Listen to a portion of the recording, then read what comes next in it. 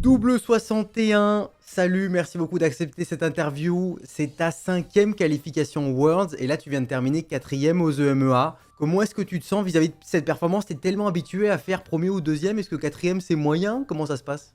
Bah forcément, quatrième, je vais pas dire moyen, parce que c'est quand même bien, mais ce qui importait, c'était la première place. Le titre de champion d'Europe, de finir deuxième, troisième ou quatrième, ça avait peu d'importance. Mais ouais, forcément un peu déçu. Ma dernière game, c'est un peu dommage, mais c'est la vie, hein, on fera mieux au Worlds. C'est la vie, c'est la vie. Le plus important c'est quand même d'être qualifié aux Worlds. Il y a plein de C'est très ça. très bons joueurs qui sont pas qualifiés aux Worlds, notamment les Coco, Cambiz, ton cousin, donc bon, ça c'est le Je plus leur envoie de important. la force d'ailleurs. C'était Ouais. mon groupe de travail, entre guillemets, petit groupe de travail, puisque c'est entre guillemets, bah, il y a des personnes avec qui tu partages certaines tech, ton rythme sur la méta, etc. Et notamment traîne avec bah, Momo, mon cousin, les Coco, Lires, Enzo, et malheureusement, je suis le seul à être passé, donc je leur envoie plein de force et plein de soutien. Ouais, c'est vrai que c'est très dur, notamment pour Renzo, hein, qui a une mauvaise histoire, hein. 3 fois 9ème, là, c'est vraiment. Enfin, c'est le joueur qui a le moins de chance de l'histoire de TFT, je pense, là. Ouais, ouais, non, c'est dramatique, hein, parce que moi, c'était au 7-8, je crois. Et l'autre 7, je sais plus c'était lequel, mais moi aussi, j'avais fini une fois 9ème et une fois 10ème, un truc comme ça. Et je sais à quel point c'est douloureux quand bah, tu rates rien ta qualification au World, donc c'est très très dur à tanker, mais c'est la vie, hein. Il y a bientôt Macao avec le nouveau set, parce que ça va être un événement insane, donc faut pas se décourager et on va tout donner là-bas. Est-ce que tu as étudié un petit peu les autres régions? Est-ce qu'il y en a une qui te fait plus peur que les autres? Bah forcément, comme d'habitude, il y a la Chine, hein. La Chine, je pense que la plupart du temps, ils sont en avance sur les autres régions. Ils ont vraiment une très bonne rythme de la méta et ils savent quoi jouer de quel spot. Mais là, je trouve que la méta, elle est un peu bizarre, entre guillemets, parce qu'il y a beaucoup de reroll et moi, j'aime pas trop ce genre de méta. Mais bon, bien évidemment, moi, je suis un joueur qui joue beaucoup la méta. Je vais jamais refuser de jouer ça parce que, je sais pas, j'aime pas ou quoi. Donc on verra bien le jour J, mais moi je suis plus adepte des méta où il faut construire un board, faut jouer avec bah, ce que le jeu te donne et ce que tu peux faire en late game, etc. Flex plusieurs items en jouant plusieurs combos, mais malheureusement sur ce patch c'est pas possible. Mais bah, le jour J on va quand même tout donner pour faire du mieux possible, hein.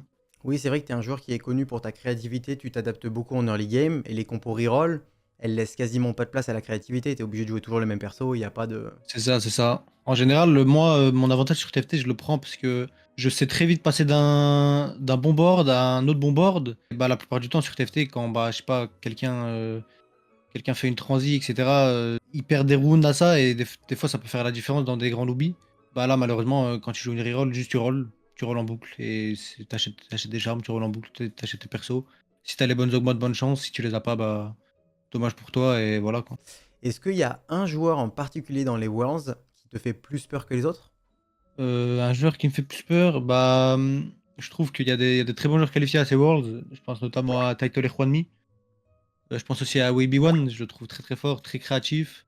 Et il n'y a pas d'autres personnes qui me viennent en tête, mais ceux-là me font peur, ouais. Ouais, ouais, ça revient beaucoup dans les interviews, effectivement. Est-ce que tu as une compo actuellement dans la méta? Nous, on est là, tu vois, on est en tant que caster et spectateur sur OTP, et on a envie de te voir sur cette compo. C'est ta compo préférée, c'est la compo que tu joues le mieux. C'est laquelle? Bah, à une époque, je voudrais dire que c'était Kalista, Ouais. mais malheureusement, ma reine, elle a été un peu trop nerf. Elle est plus trop jouable. Je pense à Harry, peut-être. J'aime beaucoup jouer à Harry Roll, mais c'est très souvent contest, donc c'est dur d'avoir le spot. En vrai, c'est vraiment essayer de jouer n'importe quel reroll avec une excellente première augmente. Je sais pas, je pense à par exemple Seraphine Soraka avec Learning to Spell ou peut-être Multistriker avec un Prezi Attack, des trucs comme ça, quoi. Et est-ce que tu as une compo que tu détestes, tu n'aimes pas l'affronter, tu n'aimes pas la jouer non plus? Je vais dire Harry. Je déteste jouer contre Harry quand même. Moi, je tue toute ma team en une fraction de seconde et que les bastions ils ont 800 000 d'armure, j'avoue que ça me fait un peu chier, ouais. Comment est-ce que tu expliques cette régularité que toi et Volta vous avez eu à être 5 fois qualifié aux Worlds? TFT, c'est un jeu qui est très RNG, les gens ils en parlent beaucoup, moins le niveau est élevé, plus les gens pensent qu'il y a de la RNG dans TFT. Et pourtant, cette régularité à toujours se qualifier, c'est quand même extrêmement difficile de se qualifier aux Worlds. Comment est-ce que tu peux l'expliquer? Ouais, certes, je pense que c'est très compliqué de se qualifier au Worlds. Je pense que c'est un peu plus simple maintenant, parce que bah, déjà, le U, on a 9 slots, et qu'il y a deux façons de se qualifier. Il y a les points de régu via la saison, et il y a la finale de la Golden Spatula, donc les UMA. Je pense que c'est devenu un tout petit peu plus simple, mais bah, c'est sûr que c'est dur, hein. Ça peut tomber sur un mauvais patch, comme là par exemple, pense à les Coco, Momo, Enzo, Liris, etc. Bah, forcément, c'est un patch où ils peuvent pas forcément exprimer le meilleur des gameplays. Par exemple, si je prends l'exemple de Les Cocos, Les Cocos, je sais que c'est un joueur très très créatif. Il sait faire énormément de choses avec très peu. Et bah là, malheureusement, on est sur un patch où, excusez-moi du terme, hein, mais tu donnes, ça se trouve, une augmente Lilia à un diamant, bah il peut faire un meilleur top qu'un grand challenger, quoi. Alors toi, le set précédent, tu as fait vice-champion du monde. Et là, encore une fois, c'est ta 5e apparition au Worlds. Est-ce que il y a quelque chose qui change au niveau de la pression que tu te mets, au niveau de la pression des fans? Parce que les fans, ils attendent tellement de toi. T'es un peu le GOAT. Est-ce qu'il y a de la pression supplémentaire pour ça? Honnêtement, non, pas vraiment. Moi, je suis quelqu'un, je me mets très rarement la pression. Genre, même si je sais que j'ai un poids sur les épaules, entre guillemets, que je dois évidemment perf, parce que bah, déjà j'ai été le premier champion du monde. Le seul meilleur résultat possible, c'est de champion du monde. Évidemment, j'aimerais bien l'être, je fais tout pour y arriver. Et comme je dis souvent dans les interviews, je sais qu'un jour il y aura un double champion du monde TFT. Et ce set, je sais pas pourquoi j'ai le pressentiment que ça va arriver ce set. Déjà, il y a Juanmi, il y a Title, qui ont déjà été champions du monde. Je pense que c'est deux rivaux qui peuvent prétendre au titre. Il y a des shops, il y a nous quatre. Je sais pas pourquoi ce set, j'ai le pressentiment que ça va être la première fois qu'il y aura un double champion du monde. J'espère que ce sera moi. On verra bien dimanche si je suis en finale, mais je me le souhaite. Bah écoute, on te le souhaite tous, hein, je pense. Et là, le roster qu'on envoie aux EMEA avec les 9 joueurs, qu'est-ce que t'en penses de ce roster cette année? Qu'est-ce que j'en pense du roster? Je sais pas, honnêtement, je ne sais pas. Comme j'ai dit, c'est une méta un peu bizarre. On verra bien le jour J, hein, mais je trouve que c'est une méta où si tu as assez de connaissances dans les rerolls, tu peux aller très très loin. Mais le problème, c'est que là, ça va être différent. Là, il y aura des joueurs chinois, il y aura des joueurs d'APAC, il y aura des NA. Et je sais que les autres régions, bah, par exemple, des fois, ils ont rien à perdre à te contest. Ils ont vraiment pas peur de te contest. Et bah, si tu pivots alors que tu as un meilleur spot, etc., je pense qu'on en paiera les frais le jour J, mais à voir, hein, on verra bien. Tu avais fait Las Vegas, tu avais d'ailleurs fait un très bon résultat. Est-ce que t'es hype par Macao? Comment tu les trouves ces LAN TFT? Bien sûr, je suis très très hype par Macao. En plus, c'est sur le nouveau set, basé sur Arcane, série que j'adore. Je trouve que c'est incroyable d'avoir fait un set autour de ça. Donc, on verra bien ce que ça va donner. J'ai pas encore joué au nouveau set. Je sais qu'il y a la prévue bientôt. Malheureusement, moi, je vais pas la faire parce que bah, je dois Ouais, traîner pour normal. les Worlds.